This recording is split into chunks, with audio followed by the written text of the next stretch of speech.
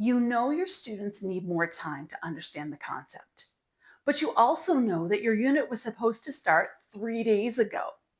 And suddenly you're in this crunch between teaching in a way that makes sense to students versus covering the curriculum before the testing at the end of the year. So, what do you do when students need more time, but your pacing curriculum map says you needed to be moving on? By the end of this video, you'll know how to identify student thinking that deserves protected class time and when you can shorten items from your plan. You'll also see why teaching for understanding doesn't necessarily require you completely rehauling a unit or having longer periods of time or even being more elaborate with your practice. Hi, I'm Michelle, founder of Thinking Math Corner and a full-time math teacher with over 20 years of classroom experience.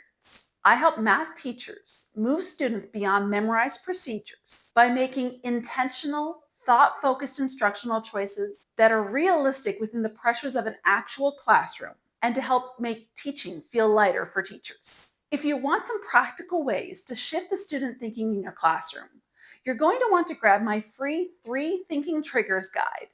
It's linked in the description below. On a scale of 1 to 5, how pressured do you feel to follow your curriculum pacing map instead of responding to student needs for more time? 1 means you don't feel pressured at all, and 5 means you feel completely overwhelmed. I encourage you to put your number in the comments. Even acknowledging the pressure can help a lot. That pressure changes how we teach, even if we don't realize it. It moves us from asking, how quickly can we get through this material, to what do students need? What are some misconceptions they have? What are the key learnings I expect for them to have at the end of the unit? So let's talk about the question that underlies every decision about pacing. What deserves our time? When we feel rushed, we try to move quickly through everything, but we shouldn't be doing that equally. Not all concepts have equal mathematical value. Even though a concept might be a hard concept for students, it doesn't make it a base foundational skill that will impact students over the years. And some that are small concepts could be absolutely key to making sure that they understand future concepts. One thing I'd like to acknowledge, though, is that spending less time on something doesn't mean lowering the expectations. It just means that we're separating what's foundational from what could be repeated or revisited or could be chunked in some other way. So here are some questions to ask yourself when you're trying to decide what matters. What must students understand for the next topic to make sense? What misconceptions will cause problems later? What will help students make sense of an unfamiliar question? What can students practice later? And what needs to make sense right now? So let's talk about the elephant in the room for a moment. Testing.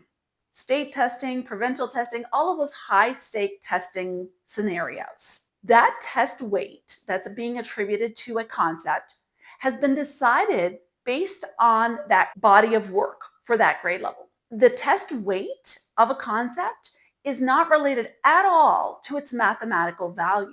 So we need to be really careful about thinking that because it's one question on a test, that we spend less time on it. Maybe it is a foundational concept that could have repercussions for years. Or maybe it's a concept that there are lots of questions on the testing, but it might be a procedural limited scenario.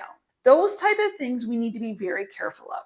Testing shouldn't dictate how much time we spend on something. The key piece is whether they make connections between concepts and whether they understand those concepts deeply. Conceptual understanding for students is really key. It's the ability to use concepts to help with other concepts. It's the ability to pull different pieces of knowledge from different areas and link them together. It makes students able to process unfamiliar questions, maybe questions that are a higher level of thinking, and it enables them to do better on testing than just simply memorizing procedures. That all being said, we're not saying to ignore testing requirements or curriculum requirements, but we're looking at the amount of time that we attribute to it. So then the question becomes, If testing and pacing don't determine timing, what does? And the answer is mathematical thinking that students will use again and again. Those foundational concepts need to be things that are prioritized. Teaching for understanding doesn't require a larger amount of time, but it does require us using that time differently. We need to avoid those activities that are fun, but don't require a conceptual understanding from students. And I'm not saying to eliminate all fun.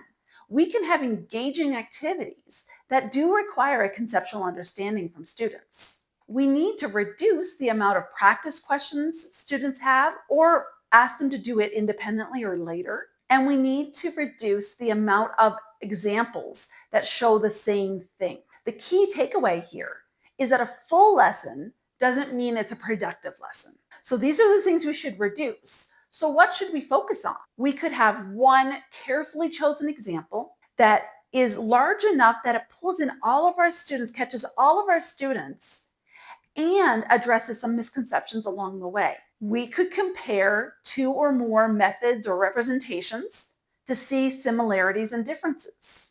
We could explain why a strategy works. We could listen to other students explain their thinking about why a strategy works. And we can apply that concept in an unfamiliar situation. So what would that look like in an actual classroom? Let's take the last 15 minutes of class. We could have students practice 10 or more questions that are identical to the ones that they've already done. Or we could have students do 2 or 3 of those practice questions and then turn and talk with each other about how they did, what their thinking was. We got different answers. Let's analyze those errors and find the problem. We could explain why a solution works. Both of those choices use the same 15 minutes, but in very different ways. The mathematical payoff of the second option is huge. This one small change can do a surprising amount of work. When time is tight, one carefully chosen question can do more to advance student thinking than several repetitive questions. Instead of adding to the number of questions, let's start comparing, predicting, explaining, justifying. We can also change our questioning. And 3 of those questions are the focus of my 3 thinking triggers guide that is linked in the description below. You're not adding another activity. You're changing what the question asks students to do. Of course, not every question needs this treatment. There is a place for procedural practice. The key is evaluating the concept to see, is it one that students need to practice a procedure, or is it one that students need to understand the concept? That's where the distinction comes.